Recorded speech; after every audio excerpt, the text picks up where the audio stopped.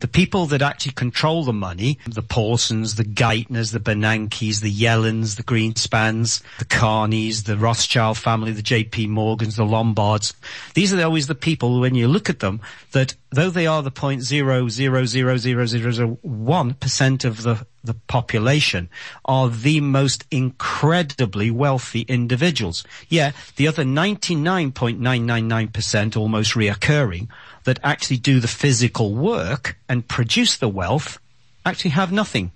To me, by now, humankind should have twigged that the fact it's not an accident. If you need to be wealthy, you need to control the money supply.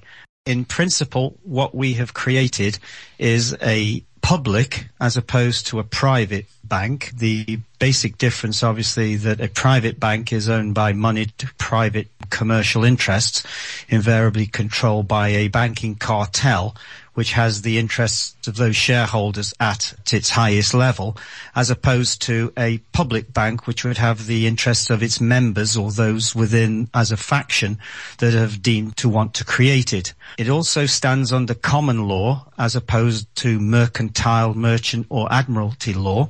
And also it gives something called what's called finality of settlement on the spot of time.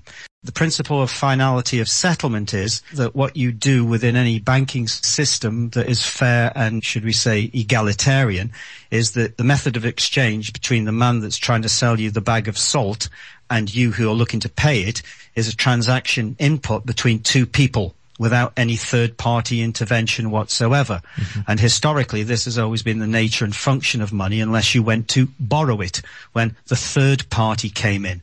So typically, for many years, if you wanted to buy that bag of salt, a price would be quoted, 1 shekel or 1 talon, and you would agree, and the deal would be struck. And that's it. It's finished. There's no interest. There's no taxation on it. There is no third-party responsibility involved at all. And what we've gotten away from is those very basic concepts up and until about 1931 in the UK, when we were actually taken off the gold system. And in 1933, and just until President Roosevelt took America off the gold standard by what was called the Gold Confiscation Act, which is possibly the biggest theft ever perpetrated on a nation ever.